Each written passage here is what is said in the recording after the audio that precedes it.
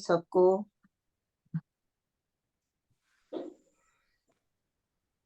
प्रभु के चरणों में नमस्कार करते हुए और अपने गुरुओं से आशीर्वाद की याचना करते हुए, कृपा मांगते हुए हम आज अपना प्रोग्राम शुरू कर रहे हैं। और जो कि भक्ति प्रकाश में से भरत मिलाप, सॉरी, मधुर मिलाप है। लेकिन उस मधुर मिलाप में जो भरत मिलाप मेरे मुंह से निकला है, ये भी यूं ही नहीं निकला होगा। इससे बड़ा और कोई मिलाप संसार में नहीं था। तो उसका उदाहरण तो वैसे भी देना ही था। तो शुरू में ये मुंह से निकल के उसने अपना परिचय अपना स्वयं दे दिया। तो ये मधुर मिलाप को हम लोग पढ़ रहे हैं, और खाली पढ़ ही नहीं रहे हैं, अपने अंदर भाव जगा रहे हैं कि हमारे अंदर भी ऐसे ऐसे भाव उदित हुए, ऐसे ऐसे भाव जागे, जिससे हम भी मधुर मिलाप की एक तो कामना कर सकें, उसके लिए इच्छा करें, और परमात्मा से मिलने की हमारी इतनी उत्कंठा हो जाए कि हमसे रहा ना जाए। इसमें जो है, देखिए, जो एक साधक है वो गुरु से भी ये कह रहा है, एक जीव है वो आत्मा से भी मिलन का भाव प्रकट कर रहा है, और आत्मा भी परमात्मा से मिलने की इच्छा रखती है। तो इसमें कई तरह से हम लोग इसको ले सकते हैं। तो वो कह रहे हैं कि भाई मिलन जो है, ये एक संसारी मिलन तो होता ही है, जो रात दिन हम लोगों के साथ ही चलता है। हर दिन हम लोग हर किसी से मिलते जुलते रहते हैं, तो हमको उसका तो अनुभव है। अब हमको प्रभु मिलन का अनुभव होना चाहिए, और इसमें जो है भक्त की व्याकुलता दिखाई है। अब वो बिल्कुल तैयार हो गया है मिलने के लिए परमात्मा से। उसके अंदर आ गया, अब चैन, मुझे चैन कहाँ राम बिना। तो ये उसकी अवस्था है, वैराग उसके अंदर जाग चुका है, और वो दीन दुनिया से थोड़ा थोड़ा आगे बढ़ चुका है। उसको उसमें कोई रस नहीं आ रहा। तो ऐसी स्थिति जब आती है, जब इतनी व्याकुलता होती है, इतना अंदर से विलाप होता है, तभी वो अवस्था आती जिसमें हम प्रभु से प्रार्थना करते हैं कि प्रभु, अब हमें तेरा मिलाप चाहिए। अब हमें कोई चैन नहीं है, अब हमें कोई आनंद नहीं है, कोई विश्राम नहीं है तेरे मिलाप के बिना। तो ये चीजें हमने पहले पढ़ी थी। तो साधक जो है तरह तरह के उदाहरण दे देकर परमात्मा को रिझाने की कोशिश कर रहा है, उसको कन्विंस कर रहा है कि मुझे तू अपना मिलाप दे। कैसे मिलाप दे? जैसे सागर में बूंद मिल जाती है, जैसे सितार की तारों में सब तारे मिलकर एक धुन निकालती हैं, एक संगीत निकालती हैं। इसी तरह से तेरा मेरा पुत्र का संबंध है। तीन लोग तीन कालों से हम जुड़े हुए हैं, और इसी तरह की सारी बातें करके जो साधक है वो अपने परमात्मा को रिझाने की कोशिश कर रहा है। अंत में जो था वो था, विविध पुष्प के रस यथा मधु में हो एक जान। कि जिस तरह सारे पुष्पों के रस मिलकर एक हो जाते हैं, और जो शहद बनता है उसमें कोई भिन्नता नहीं दिखाई देती कि किस फूल का कौन सा रस है, कौन सा ज्यादा मीठा है, कौन सा कम मीठा है, कौन सा कड़वा भी होता है। कभी कभी कोई रस ऐसे भी आ जाते हैं। लेकिन जब वो मधु में मिल जाते हैं, एक उनका क्या कहते हैं, शहद बन जाती है, तो उसमें सारे रस विलीन हो जाते हैं। सिर्फ एक मधु का रस या एक मिठास ही रह जाती है। तो इस तरह का भाव यहाँ पर बताया गया है। अब हम आगे चलते हैं। इसको पढ़ने से पहले कुछ हम और बात करते हैं। बात ये हो सकती है कि क्या ये इतना सीमित है कि गुरु शिष्य से कह रहा है, साधक जो है वो अपने परमात्मा से कह रहा है, या आत्मा परमात्मा से कह रही है? नहीं, मुझे लगता है कि ये जो मिलाप है, ये सिर्फ इतना ही नहीं है। ये मिलाप जो है, ये हमारी पूरी सृष्टि के अंदर रचा हुआ है। पूरी सृष्टि का आधार जो है वो मिलाप है। अगर आप देखें, कभी सोचें, विचार करें, तो देखिए हर चीज हर किसी के साथ उस मिली है। मिली, अकेला कोई भी नहीं है।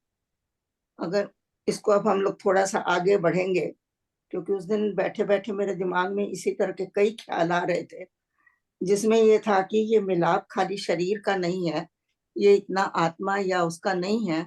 ये मिलाप तो पूरी सृष्टि में रचा हुआ है। तो हमको जहां भी देखें वहां मिलाप का एक उदाहरण मिल ही जाता है। तो अब हम देखते हैं कि पहले, सबसे पहले क्या है कि अपने शरीर की रचना ही देखें हम। जो हमारे शरीर की रचना है वो, उसमें कितना मिलाप है, किसका किससे मिलाप है। अब उसको हम देखते हैं कि सबसे पहला जो है शरीर में ही हम जाते हैं, क्योंकि वही हमारे सबसे निकट है। बाकी चीजें तो हमारी आंखों से थोड़ा दूर भी हैं, लेकिन हम शरीर में रहते हैं, शरीर के अंदर ही हमारा हर वक्त ध्यान रहता है। और इसके अलावा हम, हमारे पास कोई आधार नहीं जीने का, जो हम शरीर के आधार पर ही जीते हैं। तो वो कह रहे हैं कि देखिए, सबसे पहले तो जीव का आत्मा से मिलाप है। जब जीव आता है इस शरीर के अंदर, तो आत्मा से उसका मिलाप होता है। जब मिलते हैं तभी जाके वो जीवात्मा बनती है। ना तो जीव अकेला है, ना आत्मा अकेली है। तो देखिए, यहाँ सबसे पहले तो आपके शरीर में यही मिलाप हो गया। आप लोग मानते हैं इस बात को? हाँ जी, जी बिल्कुल मानते हैं। बिल्कुल। हाँ जी। अब हम थोड़ा आगे देखें। अब हमारे शरीर में जो है, हम शरीर में जब आए थे तो 3 शरीर हैं हमारे पास। 3 शरीर कौन कौन से हैं? कारण सूक्ष्म, शरीर है, सूक्ष्म है। बिल्कुल, अध्यात्म। आप बोलिए, जिसको बोलना है। कौन से हैं 3 शरीर? एक सूक्ष्म है, एक आध्यात्मिक है, और तीसरा मुझे याद नहीं। नहीं नहीं, एक स्थूल है या स्थूल शरीर। स्थूल, कारण और सूक्ष्म। सूक्ष्म। 3 शरीर हमारे पास है। तो ये जो 3 शरीरों के बेस पर ही तो हमको ये शरीर मिला है। इनका मिलाप हुआ है कैसे? कारण से हमारा सूक्ष्म शरीर बना है। अगर कारण शरीर ना हो तो आपका सूक्ष्म शरीर नहीं बन सकता। उसी कारण के आधार पर आपको सूक्ष्म मिला है। उसमें मन, बुद्धि, चित्त, अहंकार और भी कई सारी चीजें, इंद्रियां भी कहते हैं सूक्ष्म शरीर का ही भाग है। लेकिन हमको लगता है कि हमारी इंद्रियां जो है वो स्थूल शरीर में है। स्थूल शरीर में उसके उपकरण हैं। कान है, आपको बाहर से दिखने वाले कान दिख रहे हैं। नाक है, आपको पकड़ सकते हैं, तो वो स्थूल शरीर का भाग है। आंखें हैं, आप उसको छू सकते हैं, त्वचा को आप छू सकते हैं। ये बाहरी जो है, ये इसका भाग है, लेकिन ये असली इंद्रियां नहीं है। जो इंद्रियों की शक्ति है वो हमारे सूक्ष्म शरीर में है। सारी इंद्रियां जो शक्ति लेती हैं वो सूक्ष्म शरीर से आती हैं। तो आप देखिए, पहले तो कारण शरीर है। कारण शरीर के मिलाप से सूक्ष्म शरीर बनता है। और जब सूक्ष्म शरीर बन जाता है तो उस सूक्ष्म शरीर के आधार पर, उस पर शरीर पर ये जो स्थूल शरीर का कवर चढ़ता है। It's just cover. एक, बाकी सारी चीजें तो हमारे सूक्ष्म शरीर में है। और जब सूक्ष्म शरीर है स्थूल में आता है तो इस पर शरीर धारण होता है। क्योंकि सूक्ष्म शरीर में आपके पास में शरीर नहीं है। सूक्ष्म शरीर जो है वो शरीर रहित है। तो ये जो स्थूल है उसमें आके शरीर धारण होता है। तो इन तीनों का जब मिलाप होता है तब आपको ये मानव शरीर मिला है। हर चीज के बाद में आपसे पूछूंगी, आप इससे एग्री करते हैं? हाँ जी, हाँ जी, हाँ जी, बिल्कुल एग्री करते हैं। 3 शरीर का आपस में मिलाप। हाँ जी, ये सब चीजें जो है मेरे अपने भावों से अंदर में बात आ रही थी, तो मैंने उसको सोचा कि इसको लिखूं। और मैंने उसके एक एक का वो क्या कहते हैं कि पॉइंट्स लिख के मैंने कहा कि इसको हम डिस्कस करेंगे। फिर उसके बाद मेरे दिमाग में एक बात भी आई, कहीं ये मेरे अपने मन की एक घड़ंत तो नहीं है कि मैं अपने मन से ये घड़ रही हूँ। तो जब मैं भक्ति प्रकाश खोल के बैठी और भक्ति प्रकाश में पढ़ रही थी, तो उसमें एक दोहा है 27वें पेज पर, 27वां दोहा है 49 पेज पर। इसमें लिखा हुआ है, मेल जोल का खेल है सारा जगत व्यवहार। देखिए, जैसे ही स्वामी जी की ये लाइन पढ़ी, मेरे को लगा कि ये तो सब बिल्कुल सही है, कि पूरा जगत ही मेल जोल का खेल है। पूरी सृष्टि की जो रचना है वो सारा मेल का ही विस्तार है, उसमें मेल ही मेल है। कोई चीज एक ऐसी नहीं है जो कहे कि मैं बिल्कुल अकेली हूं और मेरी स्वतंत्र सत्ता है, अगर स्वतंत्र सत्ता किसी की है तो वो है केवल आत्मा, जो किसी के ऊपर डिपेंडेंट नहीं है।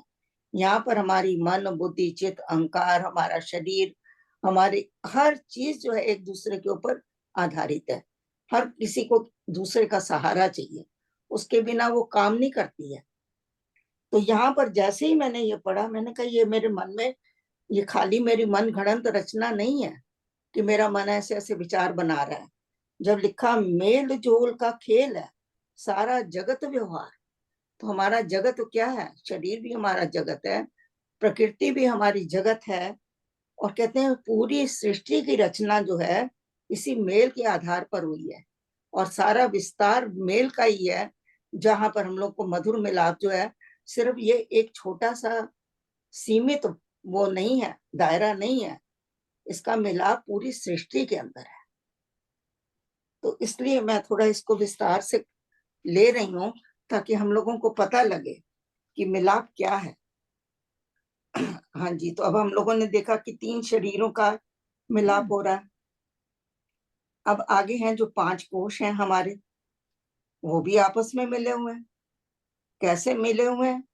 जो हमारा अन्नमय कोश है वो प्राण से मिला हुआ है, क्योंकि शरीर के अंदर प्राण ना हो तो प्राण नहीं, शरीर नहीं स्थिर रहेगा। प्राण के साथ में मन मिला हुआ है, मन के साथ जो है बुद्धि मिली हुई है, बुद्धि के साथ आत्मा मिली है। तो आप बताइए, देखिए एक का दूसरे से कैसे मिलन हो रहा है। बिल्कुल ठीक तो है जी। ये हमारा 5 कोश भी मिले हुए हैं। हम पूरे शरीर को देख रहे हैं इस वक्त, एक एक चीज को अलग अलग से ले रहे हैं। तो मेरे ख्याल से आप लोगों को सब इससे सहमत होंगे कि 5 कोश भी हमारे आपस में मिले हुए हैं। इनका आपस में सामंजस्य है सबका, एक बिल्कुल सामंजस्य है, बिल्कुल एक दूसरे पे आधारित हैं। देखिए शरीर के बिना प्राण नहीं रह सकता, प्राण के बिना मन नहीं रह सकता, मन के बिना बुद्धि, बुद्धि और मन का संबंध है, आत्मा का संबंध तो सभी के साथ है। तो आप देखिए कितना है कि इसमें मिलाप नहीं है तो और क्या है। 5 भूत भी तो यही बात है। यह आगे आएगा, ये भी आएगा। हाँ जी, अब ये हमारे तो हो गए ये पंचकोश। 5 कोश हो गए। किसी को कुछ कहना है? नहीं, ये जो आपने बड़ी अच्छी बात बता रहे हैं, बड़े मतलब कि विश्लेषण से ही बात कर रहे हैं, क्योंकि कारण जो शरीर है वो तो एक प्रकाशक ही है। हाँ और जी, ये 5 कोशों का भी प्रकाशक एक ही है, वो आत्मा ही है, मगर वो विलक्षण है, उसके अंदर विशेष लक्षण है, वो सबको प्रकाशित करता है। और ये जो आप 5 कोशों के विश्लेषण आपने किया है, ये बहुत अच्छा विश्लेषण है, बड़ा अच्छा इसका व्याख्यान भी है कि ये जो स्थूल शरीर में एक परत की तरह जो है हमारा कोश जो है प्राणमय कोश, उसमें उसके अंदर प्रतिष्ठित है। उसके बाद मनोमय कोश भी उसमें अंदर प्रतिष्ठित है। उसके अंदर फिर विज्ञानमय कोश जो है वो उसमें प्रतिष्ठित है। और उसके अंदर जो है कारण शरीर जो आनंदमय शरीर है वो उसके अंदर एक तरह से जैसे प्याज का छिलका जो है, ये कवर है सारे हमारे, ये हमारे तो कोश आप जो है इसको एक आप मिलाप कहेंगे कि नहीं? हाँ बिल्कुल मिलाप तो है ही है, मिलाप की यही वजह मैं कह से रही हूँ कि सारे देखिए, जुड़े हुए हैं सारे आपस में। मगर बिल्कुल ये प्रकाशक जो है वो बिल्कुल विलक्षण रूप से हमें प्रकाशित करता है, सबको, सब कोशों को। बिल्कुल। हाँ जी, आगे चलते हैं। और थैंक यू किसी को? Subhash ji, thank you. हाँ जी, आगे है। देखिए अब हमारे शरीर के अंदर जो अंदर के अंग है वो भी आपस में कैसे मिले हुए हैं। पहले तो हमारे शरीर में रक्त बह रहा है, फिर वो फेफड़ों में जाता है, तो रक्त और फेफड़ों का संबंध बन गया, मिलाप हो गया। फिर हृदय में जाता है, फेफड़ों से हृदयों में भी जाता है, फिर लीवर में, जो भी है। मैं मुझे पूरी डिटेल नहीं पता कैसे के अंदर में शरीर में कैसे ये काम करते हैं, लेकिन इतना पता है कि शरीर के जितने भी अंग हैं वो आपस में जुड़े हुए हैं। अगर रक्त इन सबको अपना रक्त ना दे तो इनके अंदर जीवन नहीं आएगा। मस्तिष्क में भी देखिए, मस्तिष्क है, वो है, ये सारे मिलजुल कर ही काम करते हैं। तो हम कह सकते हैं कि दोनों सब चीजें एक दूसरे से मिलाप कर रही हैं, बिना मिलाप के नहीं हो रहा है। ये नहीं कहता रक्त कि मेरे पास है, चलो मैं तो तुम्हें नहीं देता, कर लो जो करना है, ऐसा तो नहीं कहता ना। तो इसी तरह से हर चीज हर किसी को दे रही है, जैसे लगता है जैसे कि गिफ्ट दे रही है। और एक्चुअली वो हमने कहती है कर्म जो मेरा है वो सो तेरा भी है। हमने मतलब कर्म हर एक चीज एक दूसरे की हेल्प कर रही है। बिल्कुल है। हमने कर्म योग में यही पढ़ा था कि ये यज्ञ है, ये यज्ञ चल रहा है, सृष्टि का यज्ञ, हमारे शरीर का यज्ञ आपस में एक दूसरे के सामंजस्य से ही चल रहा है ये सारा। बिल्कुल सही कहा आपने। लेकिन जब हमने उसको यज्ञ रूप में पढ़ा था तो वो यज्ञ था। अब हम यहाँ या, मिलाप रूप में पढ़े हैं, जिसको हमको मिलाप देखना है। मिलाप ही है। इसमें मिलाप हो रहा है, बात तो वही है, सेम है, वही यज्ञ चल रहा है, सब जगह चल रहा है। लेकिन सृष्टि में कैसे मिलाप हो रहा है इन चीजों का, क्योंकि हम मिलाप का चैप्टर पढ़ रहे हैं, तो हमको हर चीज को ये देखना है कहाँ कहाँ क्या चीज किससे मिल रही है।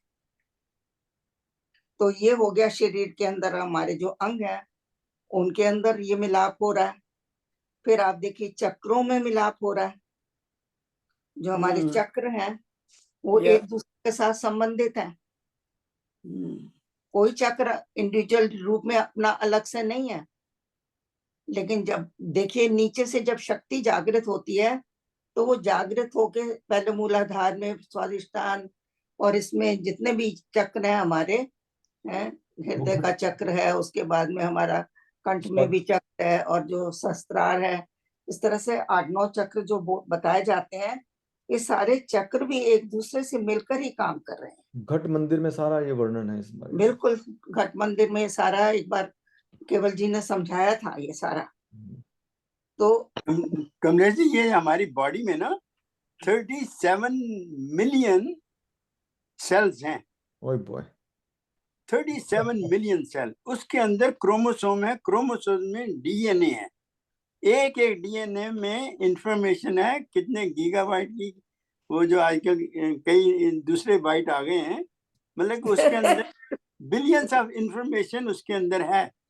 हमारे बॉडी के अंदर पूरा ब्रह्मांड भरा हुआ है, पूरा ब्रह्मांड एक बॉडी में आ जाता है। बिल्कुल आजकल जो एआई टेक्नोलॉजी आ रही है वो कहते हैं 1 ग्राम के अंदर इतनी इंफॉर्मेशन डाल देते हैं कि इस पूरे जगत के 700 बिलियन लोगों की इंफॉर्मेशन 1 ग्राम में पूरी आ सकती है। इतना बड़ा है, मगर सब जैसे आपने कहा मेल जोल के रहते हैं, सब मिले हुए हैं, सब एक दूसरे से मिले हुए हैं। अणु से परमाणु, हाँ, परमाणु अणु से से पता नहीं परमाणु। क्या क्या, ये सारे अंदर जो जितनी भी क्रियाएं हो रही हैं, इसमें कोई भी चीज अपनी अकेले काम नहीं कर रही है, सब एक दूसरे के साथ मिलजुल कर काम कर रहे हैं।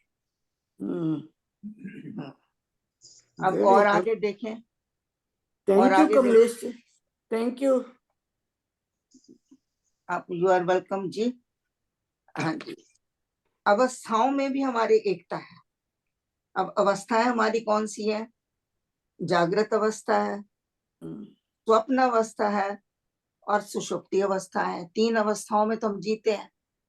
कभी हम जागृत होते हैं, कभी हम स्वप्न अवस्था में होते हैं, कभी हम एक सुषुप्ति की अवस्था में होते हैं। तो अब बताइए कि इन तीनों में कैसे मेल है? सुषुप्ति मतलब सोना, नींद। नहीं, आप तो कह रहे हो एक जाग रहे हैं, एक सो रहे हैं, और तीसरी क्या है? एक स्वप्न है, स्वप्न अवस्था है। अच्छा, ठीक है, थैंक यू। तो वो कह रहे हैं कि जो जागृत अवस्था है, तो उसमें जब आप जागृत में होते हो तो आपको जब नींद आती है तो वो जागृत धीरे धीरे धीरे कम होते होते होते होते फिर आपको नींद आनी शुरू होती है, फिर आप स्वप्न अवस्था में जाते हैं। जब स्वप्न अवस्था में आप धीरे धीरे जब थोड़ा कम होती है आपकी, तब आपको गाढ़ निद्रा आती है, जो सुषुप्ति की अवस्था है। तो इन तीनों का आपस में मेल हो रहा है। ये नहीं है कि जागृत अलग है, स्वप्न अलग है, सुषुप्ति अलग है।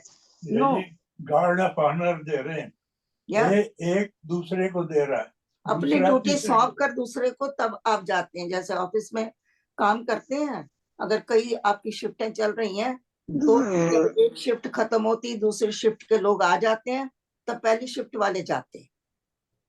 तो यहाँ भी बिल्कुल वही का वही चल रहा है कि अपना अपना काम खत्म करके दूसरे को साथ में हाथ में लाके दूसरे को सौंप कर उनसे मिलाप करके आप जो है आगे चल रहे हैं। तो ये सारा मिलाप ही हो रहा है शरीर के अंदर। इनको देखने के लिए हमको विचार करना है, हमको थोड़ा जागना है, थोड़ा समझना है। खाली ये नहीं कि हमने मिलाप पढ़ लिया और जी हम कब हमारा मिलाप हो गया। हमने पहले भी एक कई जगह बताया है कि परमात्मा कहता है मेरे से मिलाप का मतलब ब्रह्म से मिलाप। ब्रह्म से मिलाप का मतलब है कि जब तक आप सृष्टि को नहीं जानेंगे, मेरे जगत को नहीं जानेंगे, मेरी बनाई हुई चीजों को नहीं जानेंगे, तब तक आपका मिलाप मेरे से नहीं होगा। तो मेरे खुद से मिलने से पहले आपको प्रकृति से का रहस्य जानना पड़ेगा।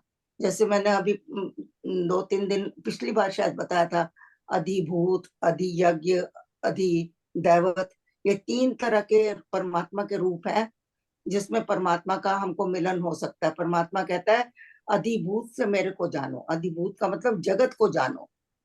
फिर उसके बाद है अधिदैवत, मेरे सूक्ष्म लोगों को जानो, जहां पर देव रहते हैं। अन सूक्ष्म लोगों को जानने के बाद जो है तब अधियज्ञ आएगा, जहां पर आप मेरे को जान पाएंगे। अगर आप इनको नहीं जानते तो आप मुझे जान नहीं पाएंगे। तो जो हम मिलाप पढ़ रहे हैं, हम जब तक इन चीजों को नहीं जानेंगे कि हमारे शरीर में कहाँ कहाँ मिलाप हो रहा है, प्रकृति में कहाँ मिलाप हो रहा है, और बाकी चीजों में कहाँ मिलाप हो रहा है, तब तक हम मिलाप की दशा तक नहीं पहुंच सकते हैं। मानिए, बताइए हाँ या ना, इतना तो हर कोई कर सकता है।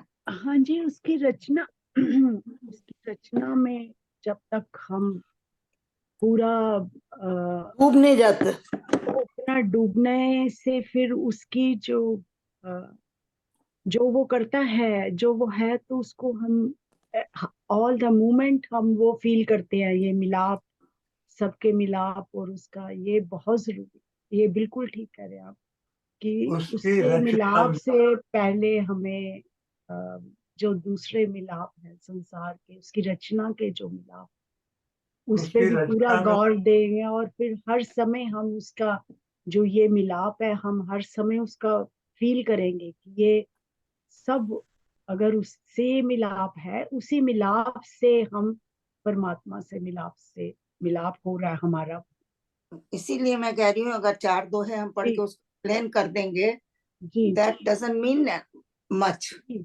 ये हर मोमेंट का फिर हमारे या हमारे ये आपको हर वक्त याद रहेगा हर कि मोमेंट देखो ये में पानी उसका है, ये मिलाप, मिट्टी, सॉरी, गो, उसका मिलाप हर मोमेंट में हम फील कर सकते हैं।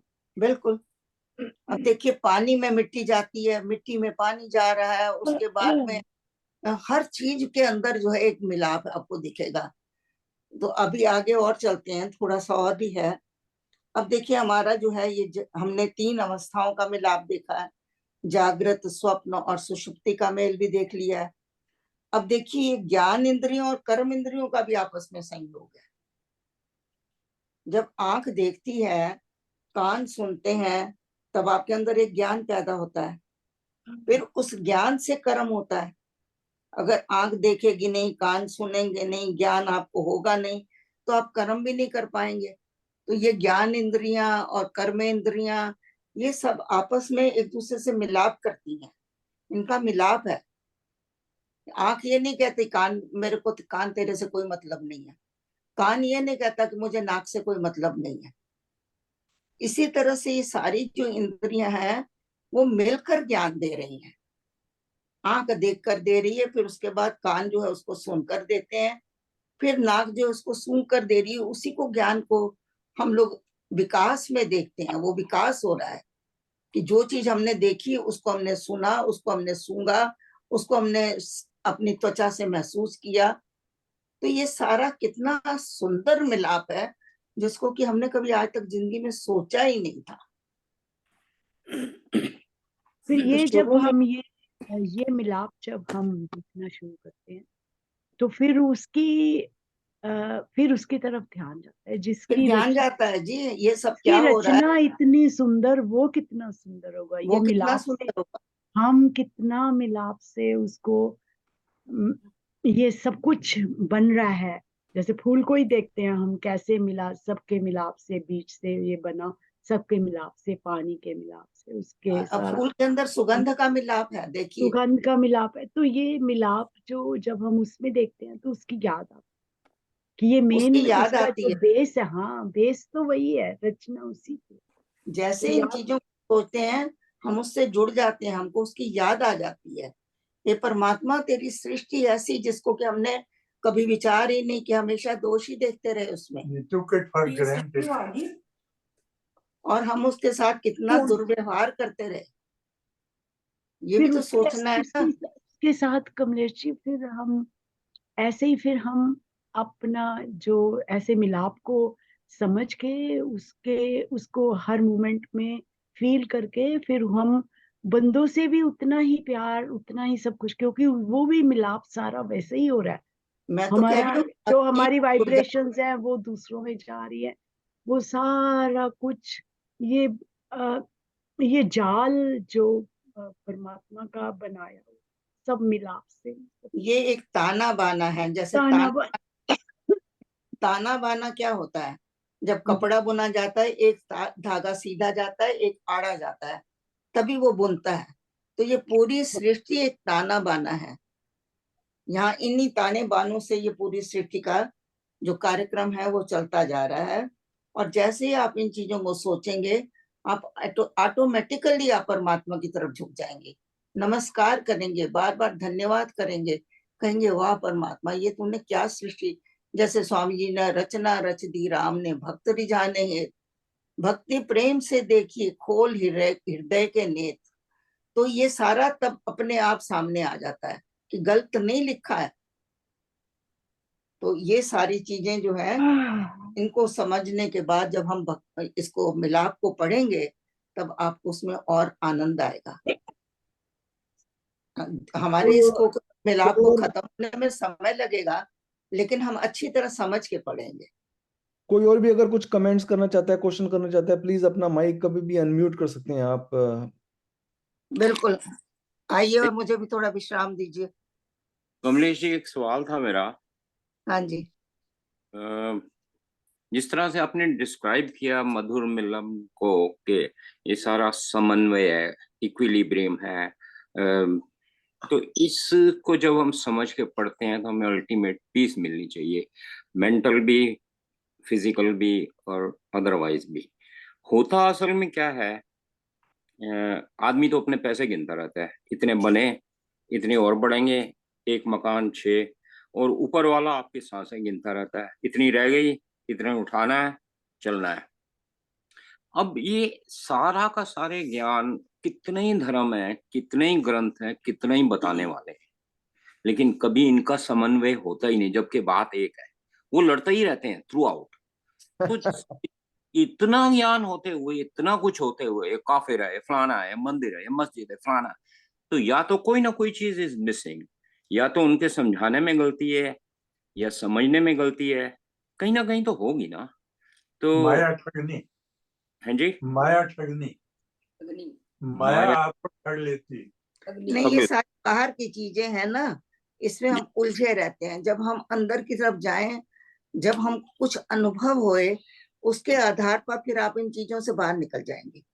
लेकिन ये क्यों है? क्योंकि हम लोग बाहर बाहर ही उलझ रहे हैं, बाहर बाहर ही एक दूसरे से लड़ झगड़ रहे हैं। जो अंतर्मुखी हो गए हैं, जिन्होंने कुछ पा लिया है, वो इसमें नहीं आते हैं। मैं एक एग्जांपल देता हूँ उसमें। अब देखें कि शायद जो आप कह रहे हो ये हो जा से दिया नहीं, एक एवरेज साधु या जो भी कहो, असली या नकली है वटएवर, उसके दिमाग में ये है कि मैंने किताब पढ़ ली, मैंने ग्रंथ पढ़ लिया, अब मैं बताऊं, बाकियों को भी ज्ञान दूं। तो वो 2-1 चैप्टर पढ़ के लिमिटेड नॉलेज से चल पड़ा गांव में बताने के लिए, ला भाई सुन, इधर आ, मैं तुझे बताऊं, इधर आ, मेरी बात सुन। तो सारे कहते हैं अभी तो टाइम नहीं है भाई, अभी मेरी नौकरी पे जाना, अभी काम है, अभी जरा शांति से बाद में सुनेंगे, इतवार को, सैटरडे को। तो उसने कहा यार वो मिल ही नहीं रहा। एक सामने बच्चा जा रहा था, वो मजार देख के लिए वो दिया जलाया हुआ था उसने। तो उसने कहा सुन बेटा, तुझे पता है कि जब दिया नहीं जला था तो कहाँ थी रोशनी? थी तो यही ना, फिर कहाँ गई? बता, तुझे पता है? तुझे पता है? 2 बार पूछा उसने। वो लड़के ने देखा, इसकी बात सुनी, तो उसने बुझा दिया।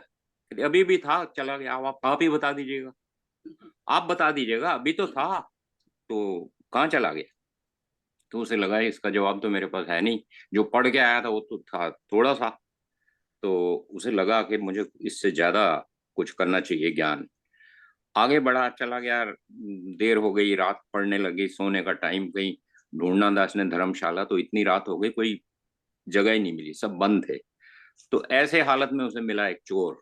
चोर ही होते हैं इस टाइम पे।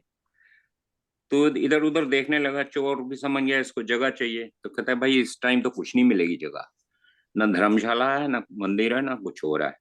तूने रुकना है तो मेरे घर में रुक जा, मैं ही हूं और कुछ नहीं तेरी मदद कर सकता, लेकिन एक बात बड़ी बड़ी पक्की है, मैं अपने काम में मुझे डिस्टर्ब मत करियो, मैं हूं पक्का चोर, और तू हो सकता है कच्चा सन्यासी भी हो, मर्जी है देर रुक, मर्जी है ना रुक। तो उसको लगा कि अब और तो कोई तरीका नहीं है, रुक जाता हूँ।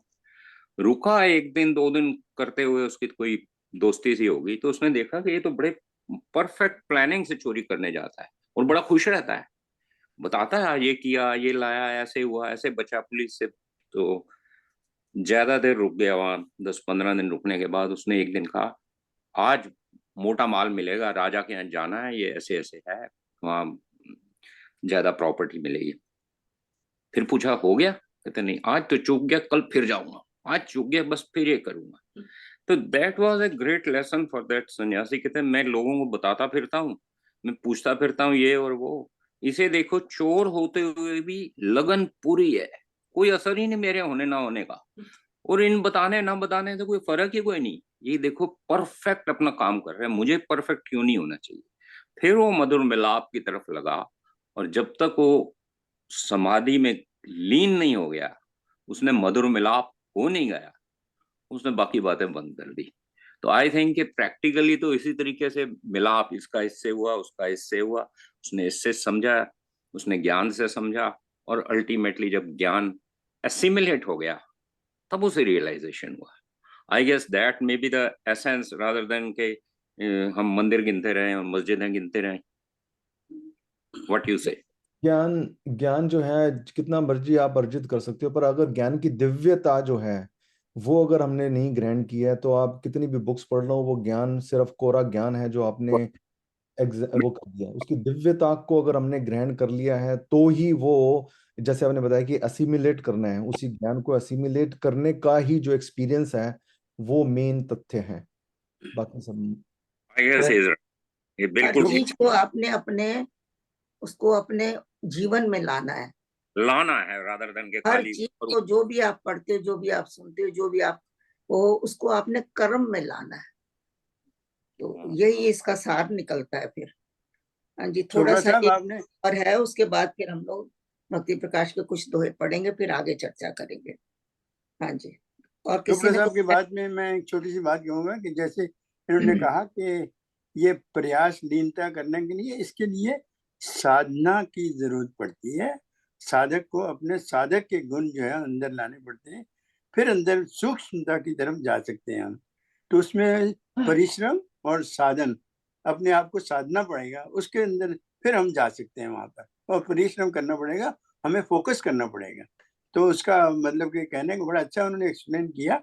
और जब तक मैं फोकस नहीं करूं, जब तक मैं इसमें दृढ़ता नहीं लाऊंगा, एकाग्रता नहीं लाऊंगा, जब तक मैं ये इसके अंदर परिपूर्ण नहीं हो सकता।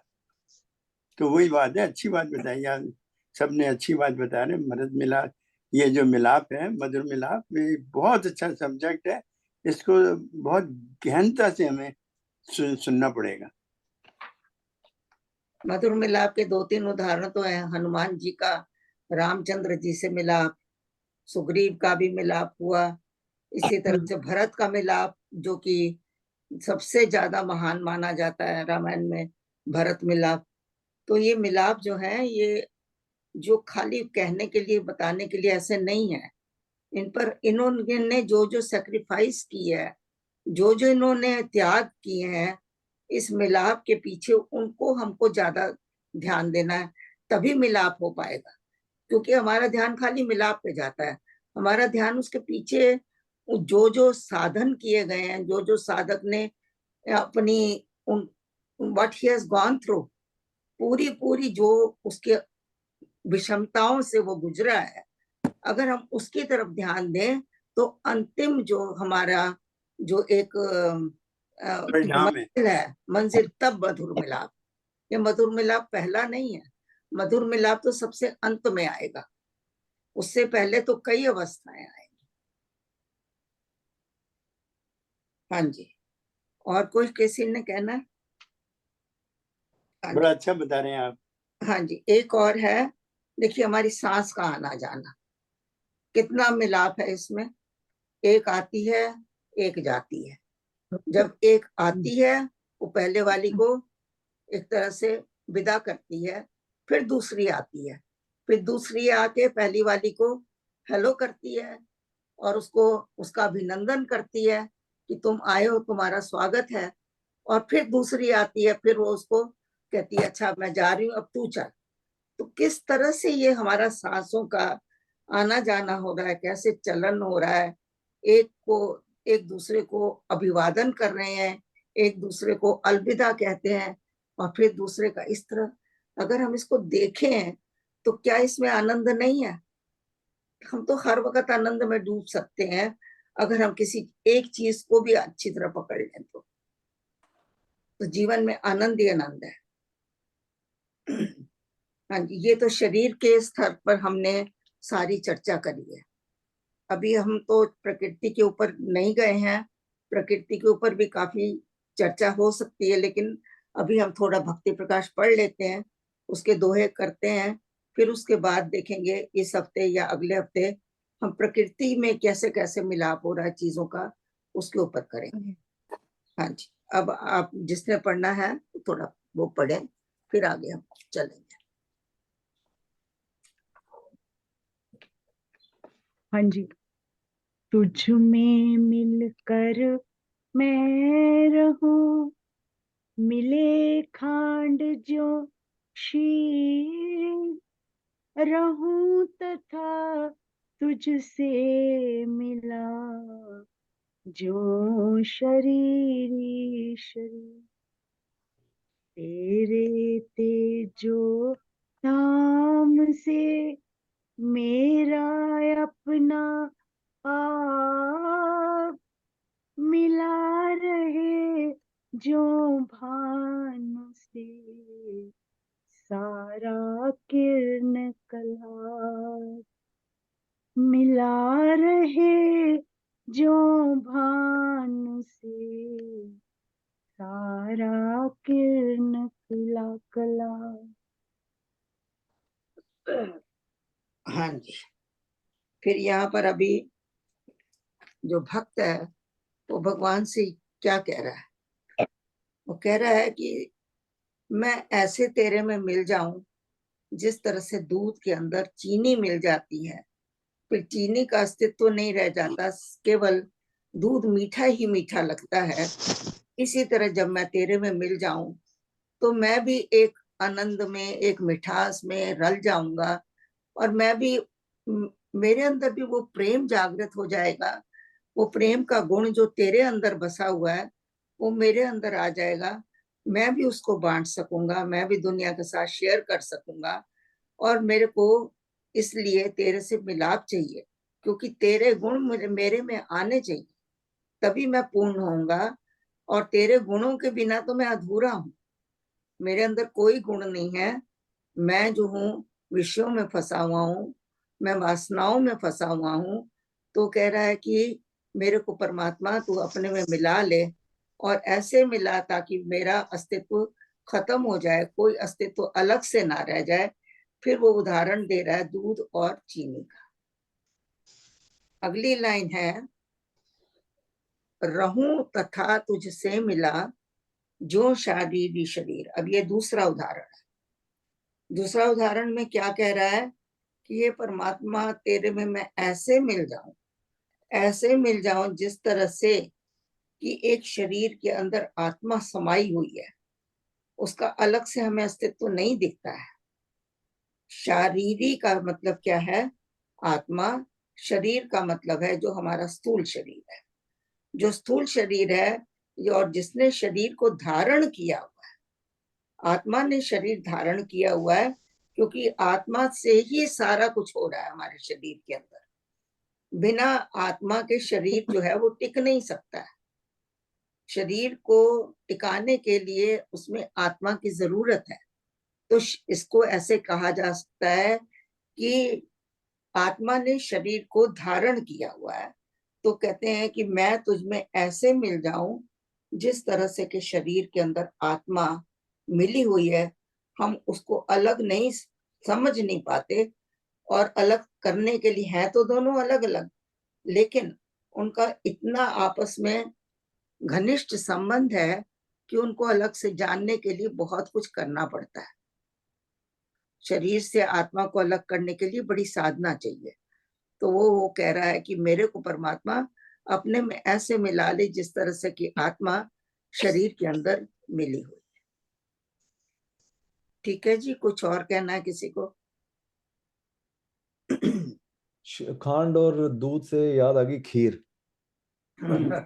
चावल, दूध और चीनी जब मिल जाते हैं एक दूसरे के अंदर तो उसका एक ही नाम हो जाता है खीर।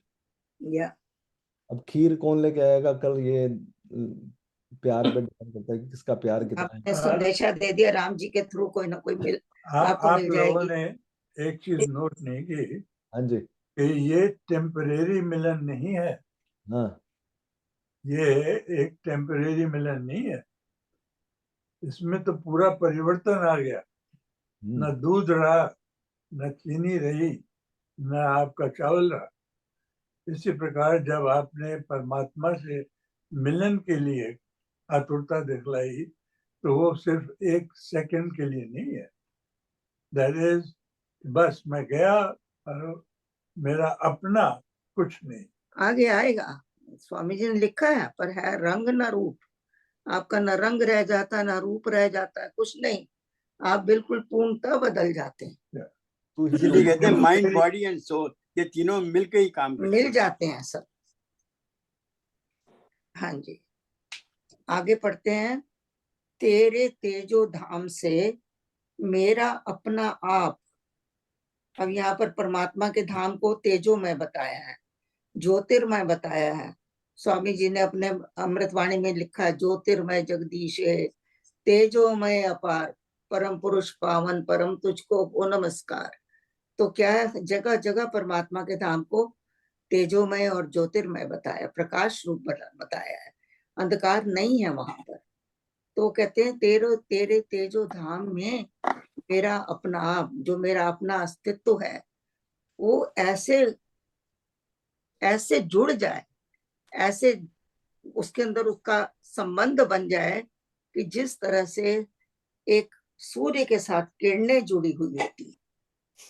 किरणें, भानु कहते हैं सूर्य को, और किरण कलाप जो किरणों का समूह है, पूरा का पूरा समूह किरणों का वो सूर्य के साथ जुड़ा हुआ होता है, और वो किरणें भी तेजोमय बन जाती हैं, क्योंकि सूर्य का जो स्वरूप है वो तेजोमय है, प्रकाशमय है, ज्योतिर्मय है।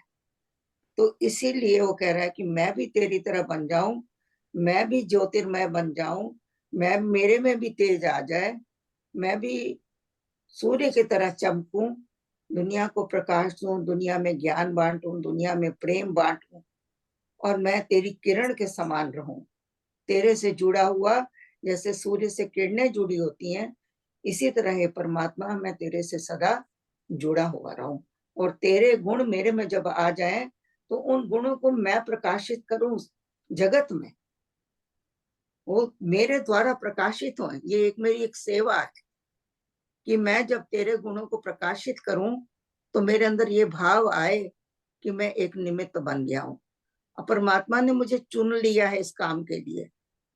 तो ये बहुत बड़ी एक बात है, बहुत सुंदर भाव है कि परमात्मा दोबारा से आपसे बताओ, अपनी सेवा कराता है। दोबारा से बताओ। ये परमात्मा आपसे सेवा करवाता है, जब आपको चुन लेता है तो परमात्मा के जितने गुण होते हैं वो आपके अंदर आते हैं, और उन गुणों को वो आपके द्वारा प्रकाशित करता है।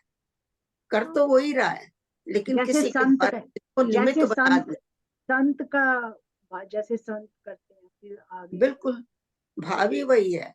हाँ, देखिए, संत बड़े बड़े काम कर सकते हैं, लेकिन हम एक छोटा सा तो कर सकते हैं, हम भी तो उसकी कैटेगरी में तो आ सकते हैं ना।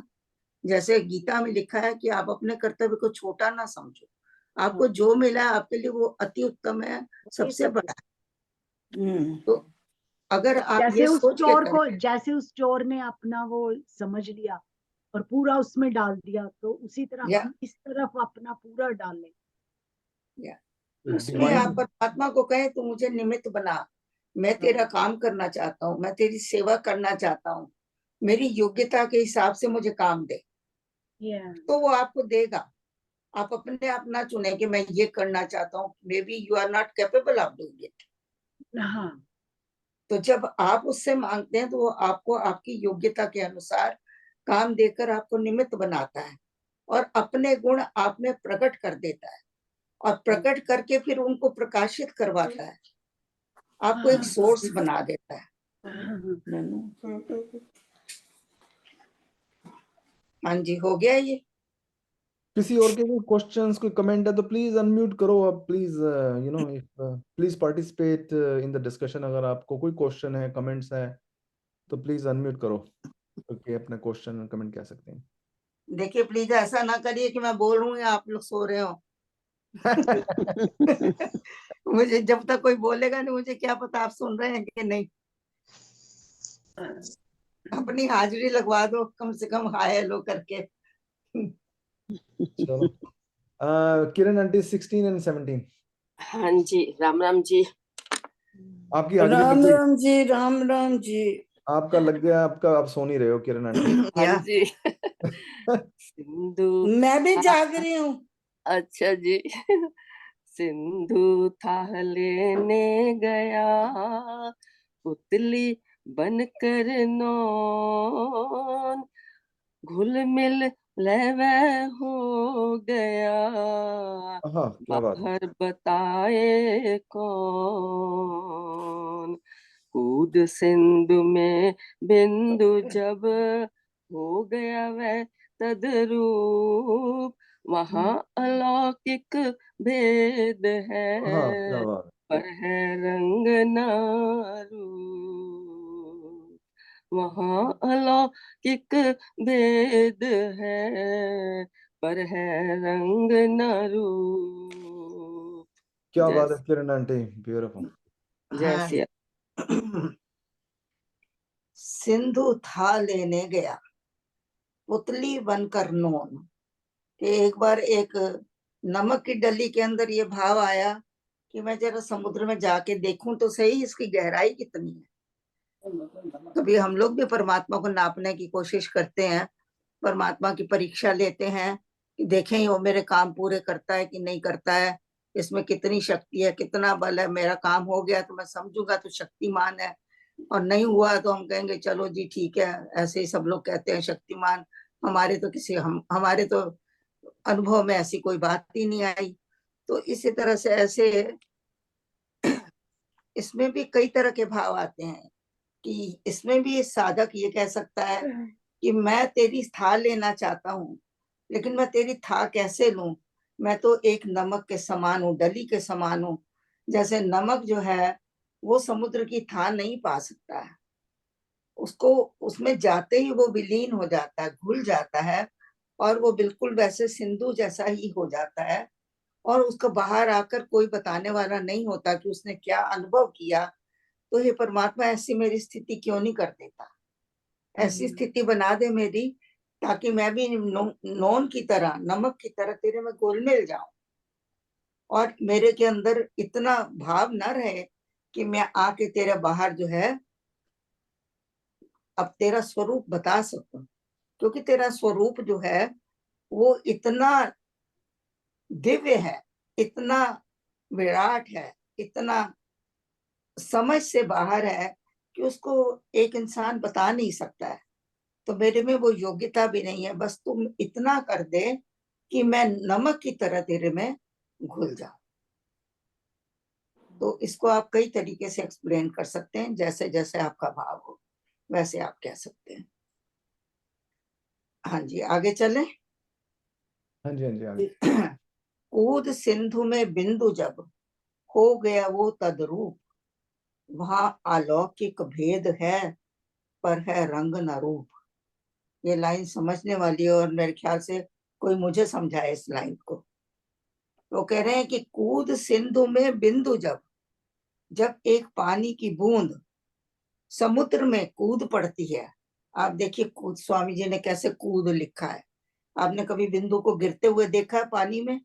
वो ऊपर से जैसे टपकती है, ऐसा लगता है जैसे बच्चे समुद्र उसमें स्विमिंग पूल में डाइव करते हैं ना, ये वो उस तरीके से होता है कि वो चुपके से आके नहीं गिरती, ऊपर से ठप ऐसे आके गिरती है। तो ऐसे लगता है कि वो सिंधु में या समुद्र में कूद रही है। तो कह रहे हैं कूद सिंधु में बिंदु जब हो गया वो तद्रूप। जैसे ही वो उसके अंदर कूदता है, जैसे ही उसके अंदर जाता है, ऐसे ही वो तद्रूप हो जाता है, उसका ही रूप धारण कर लेता है। पानी का, समुद्र का, अपनी वो बूंद का स्वरूप उसका खत्म हो जाता है, बिल्कुल उसके साथ मिलकर।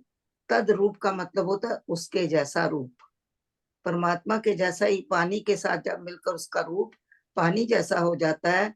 भक्त का परमात्मा के साथ मिलके जो स्वरूप बनता है वो परमात्मा का हो जाता है, वो परमात्मा ही हो जाता है, परमात्मा रूप, परमात्म रूप हो जाता है, ब्रह्म रूप हो जाता है। जब परमात्मा से या ब्रह्म से मिलन होता है, और वो मिलन अच्छी तरह से, खाली ऊपर का नहीं, जब तक पूर्णता आप मिल नहीं जाते, पूर्ण समर्पण नहीं है, पूर्ण भाव नहीं है, पूर्ण ध्यान समाधि नहीं है, तब तक वो अवस्था नहीं आती है। कूद सिंधु में बिंदु जब हो गया वो तद्रूप, वो वहां पर जाके मिल गया। आगे की लाइन, वहां अलौकिक भेद है। इसको मेरे को अगर कोई बताए कि इसका क्या मीनिंग है। मतलब कि कोई वहां पर रंग रूप शरीर ऐसा सा कोई भेद नहीं है कि जैसे हम लोगों को यहाँ पर लौकिक हमारा जो अवस्थाएं हैं, जो हमारे शरीर है, स्थूल शरीर है, ये चीजें नहीं है वहां पर। सिर्फ एक ही अलौकिक चीजें हैं वहां पर, जैसे कि हमारा सूक्ष्म जो हमारे अंदर का एनर्जी है, वही वही है सिर्फ।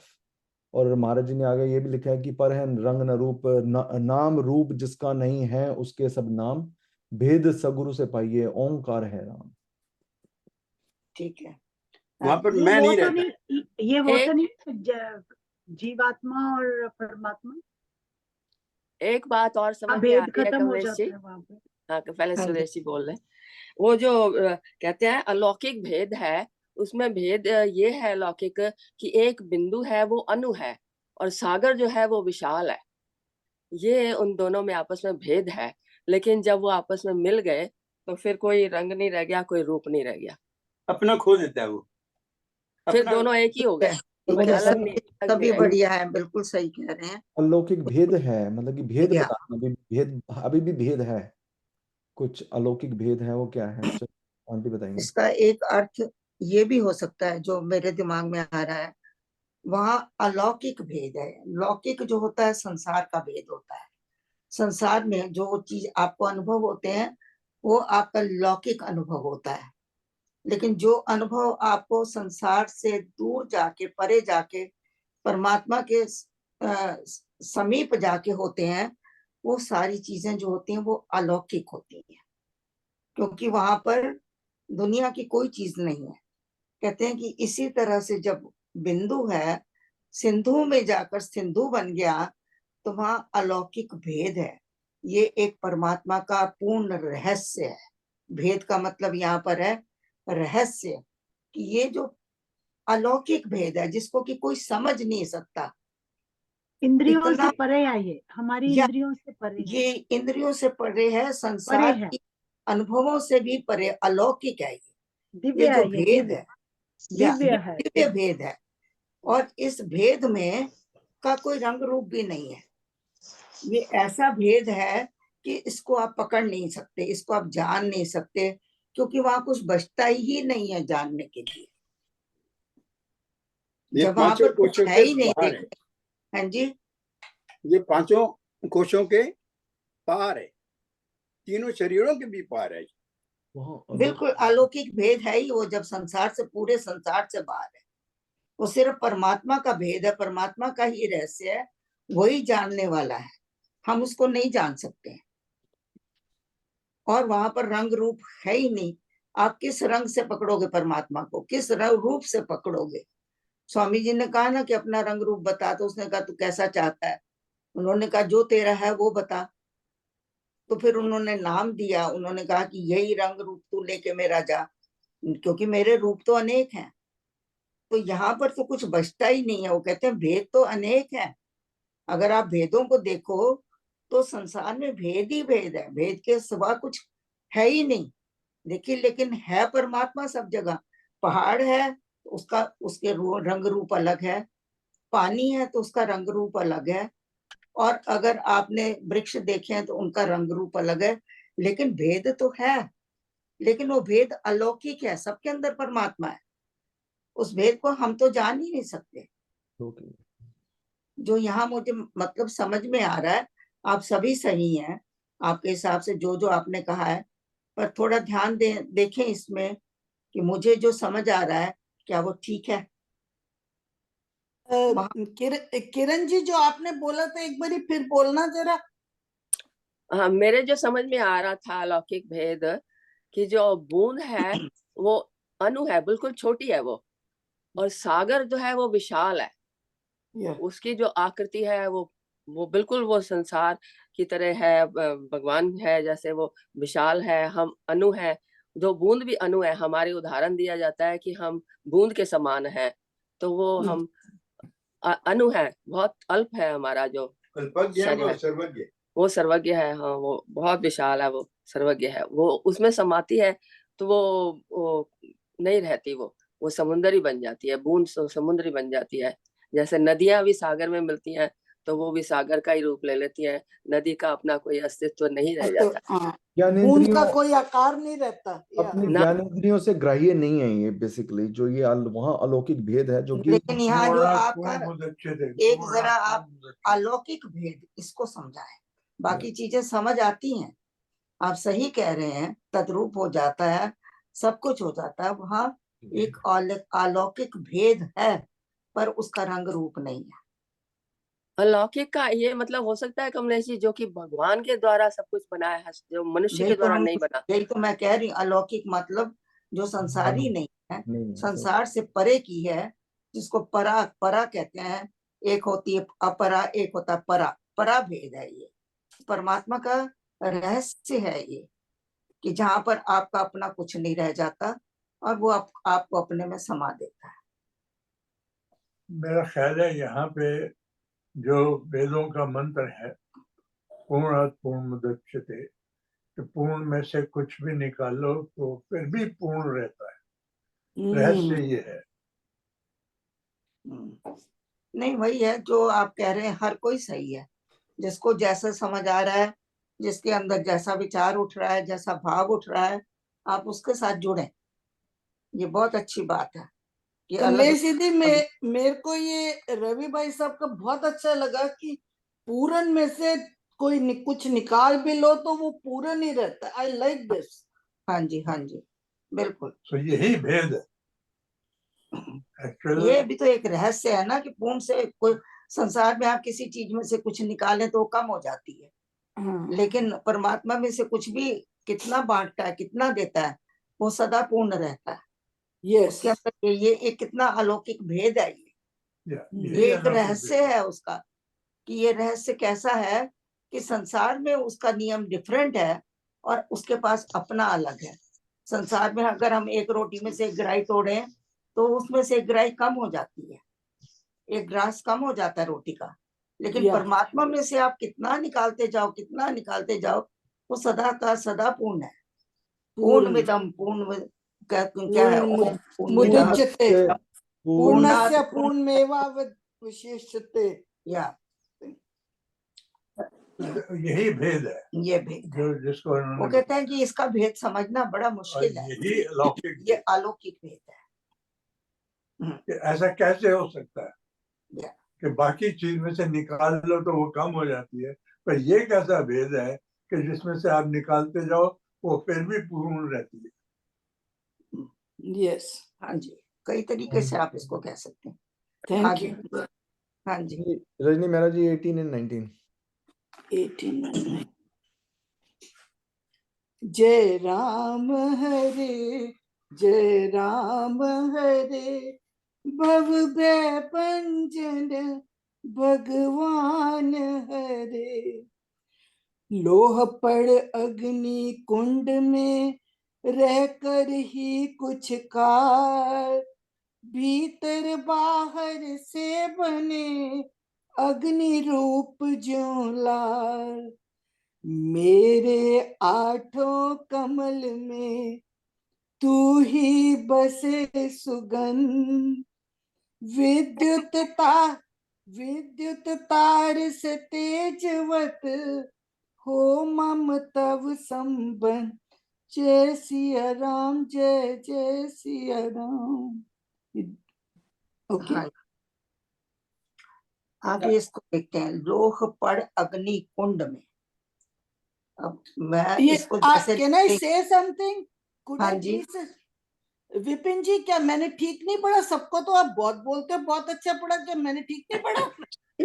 आपने अति उत्तम पढ़ा जी। बहुत ही मधुर, क्या बात है। मैं एक्चुअली मुंह में ही रह गया मेरे एकदम। आंटी ने, कमलेश आंटी ने शुरू कर दिया तो मैं उनको इंटरप्ट नहीं करना चाहता था। Very okay, that's alright then, nice, very. Thank you. हाँ जी। लोह पड़ अग्नि कुंड में रहकर ही कुछ काल, भीतर बाहर से बने अग्नि रूप ज्यों लाल। अब ये सब चीजें जो है इनके अर्थ बड़े आसान है, पढ़ के एकदम से समझ आ जाती है, लेकिन क्या हमारे पर ये लागू होते हैं? हम इसको कैसे अपने जीवन में इसको कर सकते हैं? भगवान से जब हम प्रार्थना कर रहे हैं तो कैसे? मैं इस दोहे को जब पढ़ रही हूँ तो मेरे अंदर तो एक शिकायत का भाव आ रहा है। मैं भगवान से ये कहूंगी कि देखो, कुछ तू काल तो एक अग्नि कुंड है और हम एक काले लोहे के समान हैं, जो कि विलासों में, मोह में, अज्ञान में और विषयों में पड़ा हुआ है। और वहां पर पड़े रहकर वो वैसा ही हो गया है, बिल्कुल उसमें अज्ञान बस गया है। पर जो अग्नि कुंड के पर हम जुड़े तो तेरे साथ ही हैं। कितने समय से हम तेरे साथ जुड़े हुए हैं। हमको गुरु ने भी ज्ञान दिया और गुरु के साथ हम लग के हमने तेरा भी ध्यान किया, तेरा जाप भी किया, तेरा पाठ भी किया, तेरा सब कुछ किया। क्या तुझे तरस नहीं आया? एक बार भी तेरे को ऐसा नहीं लगा कि जैसे अग्नि के साथ में लोहा मिलके लाल हो जाता है, उसका रंग रूप बदल जाता है और वो अग्नि के समान ही हो जाता है? तो क्या तू क्या सोचता है, मैं इस योग्य नहीं हूं कि मैं तेरी अग्नि में जलकर लाल हो जाऊं? कमलेश जी, तो मेरी अवस्था क्यों नहीं ऐसी हाँ, है? तो कमलेश जी, स्वामी जी ने तो बड़ा साफ साफ कह दिया है, भीतर बाहर सब एक है।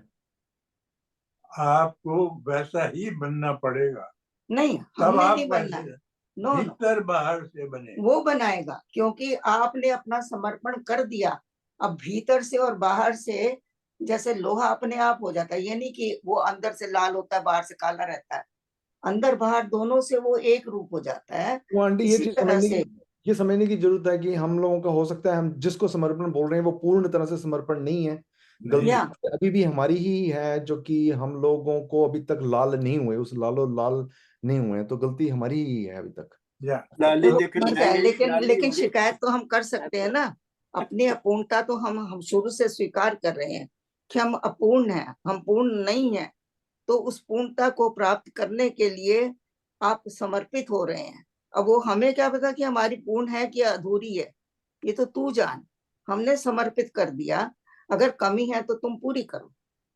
तो ये तो अपना अपना भाव है, आप और भाव से ले सकते हैं। मैंने ये नहीं कहा कि सबका एक ही भाव होगा, पर मेरे मन में जो पहला भाव उठा, मैंने वो बात बताया यहाँ पर। भक्त, ये यही आंटी भाव, भक्त और भगवान का ये होता है। जी जनाब। असली भक्त का भाव यही होता है, जो भगवान से आपस में कुछ भी कह सकता है, कुछ भी ये कह सकता है, ये है।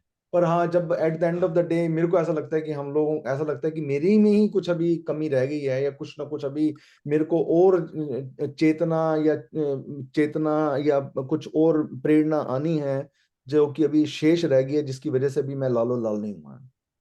सही चोपड़ा, कह रहे हो, लेकिन अवस्था एक ऐसी आती है, आप टूट जाते हैं, आप कहते हैं बस अब मेरे से नहीं हो रहा, तू संभाल, जो करना है कर। अब बस मेरी बस हो गई है। बस वही लास्ट ऐसी अवस्था है। अवस्था भी आती है, एक साधक की ऐसी अवस्था आती है। मैं तो समझता फिर हमारे अंदर समर्पण भाव भी आता है ना उसके अंदर। तो फिर हम जब आप बिल्कुल अपने आप को समर्पण कर पार्सल दोगे तभी वो होगा। जब कि तक हम अगर अपने नहीं आप भी को नहीं, किया वो तो तो समर्पण ठीक तेरी नहीं है। मर्जी, करते, वैसे नहीं भी किया तो तेरी ठीक मर्जी। है। हम्म, या मैंने तो कहा है ना, सबका भाव अपना है। कोई इसको प्रेम भाव में भी ले सकता है, परमात्मा से प्रार्थना रूप में भी ले सकता है कि हे भगवान मेरे को ऐसा कर दे, तुझे ऐसा, मेरा ऐसा भाव है, मैं भी तेरी तरह लोहे की तरह से बिल्कुल अपना रंग रूप बदल के सुंदर बन जाऊं, मेरे में भी गुण आ जाए, मेरे में भी अच्छे भाव आ जाए, मैं भी तेरी सेवा करूं, मैं भी काम कर... वो भी तो एक भाव है। लेकिन जो भाव आपके अंदर पहला आता है, मुझे लगता है कि वो भाव आपका सबसे प्रबल होता है। बिल्कुल प्रबल भाव होता है। कई बार ऐसे ऐसे भाव आते हैं, उठते हैं, तो फिर बाद में ये भाव आ जाता है मेरे को ऐसा है। मैं अपना ये just wanted to share my नहीं थॉट। नहीं ठीक है। मैं तो अपने परसों दी नहीं नहीं ठीक है। मेरे को ऐसा भाव आ जाता है कि हाँ भी ये लग रहा है कि अभी मैं भगवान को अपनी समझ देना चाहता हूँ कि तू क्यों नहीं कर रहा है मेरे साथ। आई मीन या इवन दो मेरा ये भक्त का प्रेम है, ये भक्ति का प्रेम है, पर फिर भी या मेरे को ऐसा लगता है कि मैं भगवान को बता रहा हूँ कि तू क्यों नहीं कर रहा। तो वो ये भगवान भी के तो, ये सही अपनी बात है। अपने नियम बने हुए हैं, उस हिसाब से वो चला रहा है हमारे को, और उसको ज्यादा पता है राधा। उसने तो सारे पेज पढ़ रखे हैं, मैंने तो एक पेज पे आके विहल हो रहा हूँ और अपने आप को समझ रहा हूँ कि मैंने बहुत कुछ कर दिया। पर अभी तो भगवान को अरे बहुत चीजें पता है कि मेरे में क्या चीजें और कमी है, जिसको वो और सुधार सकता है ताकि पूर्ण लालो लाल हो जाऊं। नहीं वो भी विपिन है जी, विपिन तुम जी, देख, एक एक और मिनट, भाव है। Can I sorry, speak please? हाँ जी, हाँ जी। मेरे को लगता है ये भी कि मैं हम अंदर से तुम्हारे प्रार्थना उठती है, जैसे मेरे अंदर से ये प्रार्थना उठती है कि राम जी मुझे इस जोग तो कर सको कि मैं मंदिर जा सकूं। ये मेरी अंदर की प्रार्थना है और प्रभु के लिए प्रेम है, और मैं सोचती हूँ कि वो करेंगे, क्योंकि मैं बहुत मेरा बहुत मन है कि मैं मंदिर जा सकूं वीकेंड में। सो ये मेरी प्रार्थना है, राम जी प्लीज सारे मेरे लिए प्रार्थना करो कि मैं मंदिर तक सिर्फ पहुंच सकूं। That's all I want. जरूर जरूर पूरी करेंगे राम जी, आपकी जरूर प्रार्थना पूरी करेंगे। सुन ली है उसने, वो जरूर पूरी करेगा। सब इच्छाएं पूरी वो होती कहता है, है कि सब मुझे इच्छाएं। समय दे दो, खाली थोड़ा समय दो, जो उचित समय होगा आप जरूर जाएंगे। बस इस भाव को दृढ़ करते जाएं कि मेरे को या जाना है, मुझे जाना है। बस इसी आप भाव सपना को देखो मैं और पहुंच दृढ़ गई। करते जाए। आप सपना देखो मैं पहुंच गई। एक्चुअली आप मैं सपने लो। I don't want to say anything, पर फिर भी मेरे को ये एक्चुअली थोड़ा सा एक उदाहरण देना पड़ रहा है। मैं एक्चुअली उषा आंटी का लाइव उदाहरण दे सकता हूँ कि उषा आंटी के अंदर प्रबल इच्छा थी और वो उन्होंने पूरा संकल्प कर रखा था और डेडिकेशन दिखाई और वो पहुंच गई है रामशरणम। यस यस, मैं ये बिल्कुल ठीक कह रहे हैं विपिन कि मेरे को जैसे आज मेरे आई एम फीलिंग डाउन, लेकिन ये है कि अ, उस वो वाला भाव मेरा बहुत स्ट्रांग था कि या मैंने गुरु की पूर्णिमा, बाकी सबके सारे अपने सत्संगियों के मेरे साथ बेस्ट विशेस थी, सब कुछ था, सबने मुझे इतना उत्साहन दिया, सारा कुछ हुआ, सब कुछ था। पर ये जब तक मेरा ये भाव दृढ़ हुआ तो ये वो कहते हैं ना, भक्त के लिए उसको संभव हो नियम पाया। बदलते देखा, तो उसने नियम बदला और मुझे वहां कुछ आया। सो रजनी जी, ये दृढ़ करते नहीं जाओ। उषा जी, आप ये गलत कह रहे हो। You are dependent on your husband. I don't have a husband, I am dependent on okay, my हम लोग children. No, actually still you, still actually no, आप, इट्स नॉट द सेम। एक मिनट हम लोग वो ना थोड़ा सा हम लोग भगवान तो टॉपिक से बड़ा है ना। एक मिनट हम लोग टॉपिक से प्लीज डिविएट ना हो और हम लोग सिर्फ फोकस अपना जो हमारा श्लोक है उस पर रखें। तो कमलेश आंटी आप कुछ कहना चाह रहे थे लोह पिंड का, जो आपको कुछ। हाँ जी, मैं ये कहना चाह रही थी, आप लोग सब सही कह रहे हैं कि हमारे अंदर कमियां हैं, हमारे अंदर ये हैं, लेकिन एक अवस्था आती है, वो कहता है मैं जैसा भी हूँ, कमी है तो कमी है, लेकिन मैं जैसे एक बच्चा है, नाक बहा रहा है, गंदा हुआ पड़ा है, माँ उसको धुतकारती नहीं है, उसको उठा लेती है, सफाई करती है। वो भाव भी आता है कि ये प्रभु तू मेरे को उठा, मैं जैसा भी हूँ, गंदा हूँ, मलिन हूँ, विकारी हूँ, है कुसंस्कारी हूँ, जो भी हूँ मैं, तो बस अब ये तू जान, मेरी तो बस है, मैं तो तेरे चरणों में हूँ। तो वो अवस्था भी आती है। वेरी भाव गुड, सबके अपने अपने हैं। सही बात है। ये अगर हम कहें कि हम अपूर्ण हैं तो हम कभी पूर्ण होएंगे ही नहीं। ये सोचें कि हम जब पूर्ण होंगे परमात्मा अपनाएगा, पूर्ण तो उसकी शरण में जाकर जब वो हमें अपना लेगा वही पूर्ण करेगा। हाँ जी, मेरे आठों कमल में, हाँ जी आंटी। हाँ जी, मेरे आठों कमल में तू ही बसे सुगंध, विद्युत तार सतेजवत होमम तव संबंध। अब यहाँ वो अपने आप को विद्युत तार के साथ जोड़ रहा है। वो कह रहा है कि मेरे आठों कमल में जो एक ऊर्जा है वो विद्युत के समान जैसे एक है। वो विद्युत में जब तक तेज ना हो, जब तक विद्युत के अंदर, जब तार के अंदर विद्युत ना हो, धारा ना हो, तब तक तो वो तार बेकार है। तब तक तो उसका कोई महत्व नहीं है। ना तो वो फ्रिज चला सकती है, ना पंखा चलाएगी, ना आपको हीटर चलाएगी, क्योंकि वो जो उसके अंदर विद्युत है, जो उसके अंदर धारा है, वही मुख्य है। वो मुख्य जो है वो चीज उसके अंदर, तार के अंदर जब आती है तब उसका संबंध जो है कई चीजों से हो जाता है। उससे आप जो भी काम लेना चाहें तो अब वो विद्युत धारा आपकी उससे काम ले सकते हैं। और तेरा मेरा संबंध भी उसी हिसाब से होना चाहिए। जिस तरह से तार के अंदर विद्युत होती है, मेरे हर विचार में, मेरे हर काम में, हर तेरी ऊर्जा होनी चाहिए, तेरा तेज होना चाहिए, और ऐसा संबंध हो जाए जो अटूट हो। और मैं भी तेरे बिना उसी तरह अपूर्ण हो जाऊं जैसे कि एक तार जो है वो विद्युत के बिना अपूर्ण होती है। तार का कोई महत्व नहीं है, वो कुछ काम नहीं कर सकती। तो इसी तरह तेरे संबंध के बिना मेरा कोई अस्तित्व नहीं है। मैं कुछ भी कर नहीं सकता, मैं संसार में विमुख होकर रह रहा हूं। तो तू मेरे से अपना संबंध को दृढ़ कर। वो कह रहा मेरे आठों कमल में, मेरे अंदर जितने भी कमल हैं, कमल क्या है, चक्र है, उनके अंदर भी तू ही बस रहा है। तेरी ही धारा बह रही है, तेरी ही सुगंध है, तेरा ही प्रताप है, तेरा ही विस्तार है उन चक्रों के अंदर। और उन चक्रों में तू बसा हुआ है, और उन्हीं चक्रों से तू मुझे जोड़कर अपना संबंध बना। और संबंध कैसा बना, विद्युत तार के समान। जब विद्युत के तार के अंदर आ जाती है तो वो सतेज हो जाती है, वो सब काम करने लायक हो जाती है, उसके अंदर बल आ जाता है, उसके अंदर शक्ति आ जाती है। वो भारी से भारी चीजों को, बड़े बड़े ट्रक चला देती है। आप देखिए बड़ी बड़ी मशीनों को विद्युत ही चलाती है। और वही विद्युत निकाल दीजिए, खाली तार छोड़ दीजिए, तो कुछ भी नहीं कर पाती। तो ये एक तरह तरह की दलीलें दे रहा है, तरह तरह की अपनी समर्पण के भाव प्रकट कर रहा है। अपना एक तरह से परमात्मा से नाता जोड़ने के लिए वो परमात्मा के साथ मिलकर, आंसू बहाकर, अपनी व्यथा दिखाकर उसको बता रहा है कि देख मेरी हालत क्या है। वो अपनी दशा को प्रकट कर रहा है। बिल्कुल ठीक है। ऐसे जैसे ये ना पूरा जितने भी मैं अभी तक का जो निष्कर्ष निकला है ना, जितनी सारी ये तू वाली सीरीज चली है, और मिलाप वाला हम लोगों ने बोला है, चाहे वो हम लोगों ने 5 कोश बोले, चाहे 5 इंद्रियां बोली, चाहे मन बुद्धि मन अहंकार का समन्वय बताया, सारा ये लगता है कि सारा का सारा हमारा जो बायोलॉजिकल डिवाइस है, ये सारी की सारी जिसके अंदर ज्ञान इंद्रियां हैं, कर्म इंद्रियां हैं, हमारे मन बुद्धि अहंकार चित्त अहंकार है, ये सारा बायोलॉजिकल डिवाइस सिर्फ एक ही ऊर्जा से चल रहा है। वो ऊर्जा जो है वही, वो ऊर्जा और इस बायोलॉजिकल डिवाइस का इतना मधुर संबंध है, ये इतने मधुरता से रह रही है कि उसको पता ही नहीं चलता। उसको हम लोग टेक इट गारंटेड कर देते हैं कि वो ऊर्जा भी हमारे अंदर है। और वो महाराज जी ने यहाँ पर जैसे बोल दिया कि तेरे आठों कमल में तू ही बसे सुगंध, विद्युत तार सतेजवत हो मव तव संबंध, कि ऐसा संबंध जो है वो अनोखा संबंध है। जब हमने शरीर की रचना का सबसे पहला बोला था तो बोला था जीव का आत्मा से मिला। तो जीव क्या है, जीव तो पूरी सृष्टि में बसा हुआ है।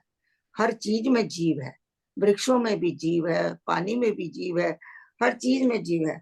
तो वहां जब तक आत्मा का मिलाप नहीं हो तब तक तो वो जीवात्मा बन ही नहीं सकती है। तो यहाँ पर वही भाव से भक्त जो है कह रहा है कि अब मेरे सारे कमलों में तू ही बस रहा है, तेरा मेरा संबंध है विद्युत और तार के हिसाब से है, आत्मा और शरीर के हिसाब से है। तो अब तो इसको नकार नहीं सकता। ठीक है जी। हाँ जी, थोड़ी कोई anyone has any questions comments? Time वैसे हो गया हमारा। टाइम तो हो गया। हाँ जी, तो आंटी दो